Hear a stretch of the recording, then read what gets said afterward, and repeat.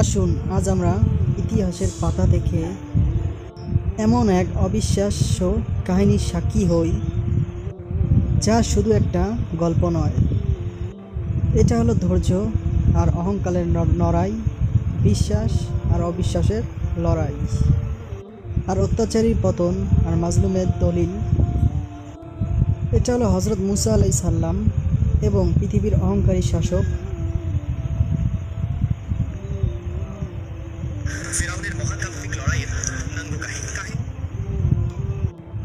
ফেরাউনের লড়াইয়ের পুরঙ্গ কাহিনী।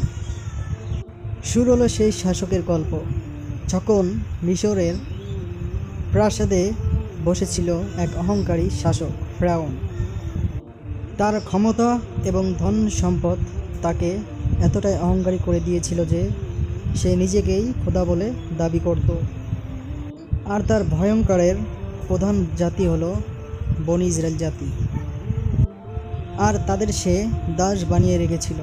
সব কিছু ঠিকঠাকই চলছিল ফেরাউনের ইচ্ছা মতন।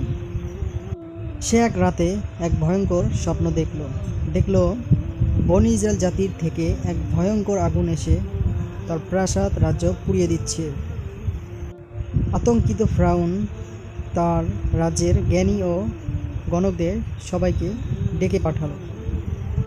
স্বপ্নের ব্যাখ্যা শুনে তার অহংকারের চূড়া কেঁপে উঠল। গণকরা বলল, মহারাজ, আপনার বনি ইসরায়েল জাতির এমন একজন পুত্র সন্তান জন্ম নেবে যা আপনার রাজ্যের এবং আপনার পতন হওয়ার ভয়ঙ্কর তথ্য হবে। সে রাগে শুনে ভয়ের আগে পাগল হয়ে গেল। তখন সে তার রাজ্য টিকিয়ে রাখতে হুকুম করল যে আজ থেকে বনি ইসরায়েল জাতির পুত্র সন্তান জন্ম হলে তাকে সাথে সাথে হত্যা করে ফেলবে। সেনা প্রধানকে তিনি হত্যা করার নির্দেশ দিয়েছিলেন এবং তার সৈন্যরা প্রতিটি ঘরে তল্লাশি চালাতে থাকলো। আর বনি ইসরায়েলের মধ্যে কান্না রোল পড়ে গেল। ঠিক এমনই ভয়ঙ্কর পরিস্থিতিতে এক মায়ের কোল আলো করে জন্ম নিল ঠিক মুসা আলাইহিস সালাম। তিনি একদিকে সন্তানের মুখ দেখে আনন্দিত, আর একদিকে ফেরাউনের সৈন্য দেখে আতঙ্কিত। তিনি কি করে বাঁচাবেন এই মাসুম বাচ্চাটিকে? তিনি চিন্তায় দিশেহারা। তখন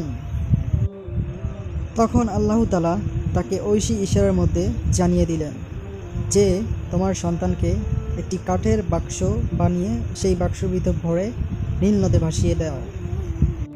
ভয় পেও না, চিন্তা করো না, আমি তাকে রক্ষা করব এবং তোমার কাছেই ফিরিয়ে আনব। মায়ের এর চেয়ে বিশাল পরীক্ষা আর কি হতে পারে? তারপরও বুকে পাথর চেপে আল্লাহর উপর অটল বিশ্বাস রেখে সিন্ধুকে ভরে প্রত্যল নীল নদে ভাসিয়ে দিল। আর এখানেই শুরু হলো আল্লাহর সেই মহিমা। স্রোতের টানে সিন্ধুক ভাসতে ভাসতে গিয়ে পৌঁছল এমন এক জায়গায়, ফুল ফেরাউনের প্রাসাদের ঘাটে।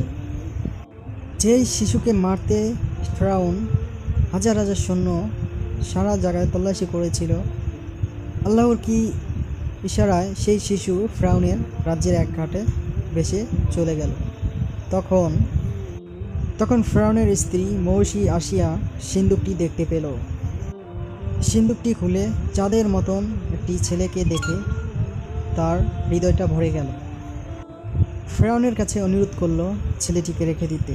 ফেরাউন মন না চাইলেও স্ত্রীর ভালোবাসায় ছেলেটিকে রেখে দিল।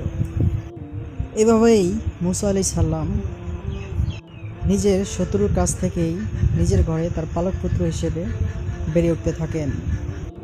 যৌবনে পা দিয়ে একদিন মুসা আলাইহিস সালাম এক শহরের ভিতর দিয়ে যাচ্ছিলেন।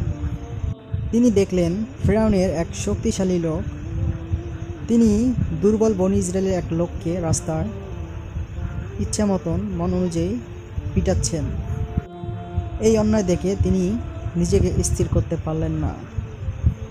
তিনি এগিয়ে গিয়ে তিনি অত্যাচারী লোকটিকে বাঁচাতে গেলেন এবং রাগের মাথায় তিনি এমন একটি হুঁশি দিলেন, সে ফেরাউনের লোকটি সাথে সাথেই মরে গেল। এটা একটা অদৃশ্য এবং একটা ভুল ছিল।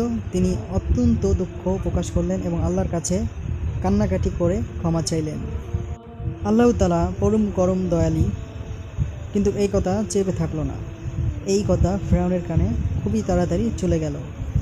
ফেরাউন তার পালক সন্তানকে বৃদ্ধ হিসেবে দেখলো এবং তাকে হত্যার চেষ্টা শুরু করলো। তো আশা করবি পর্ব দ্বিতীয় দেখতে, এটা আমাদের প্রথম পর্ব, দ্বিতীয় পর্ব দেখতে আমাদের চ্যানেলটি সাবস্ক্রাইব করে সঙ্গে থাকবেন। তো কালকে ভিডিওটি পেয়ে যাবেন দ্বিতীয় পর্ব। আল্লাহ হাফেজ, সাবস্ক্রাইব করে সঙ্গে থাকবেন।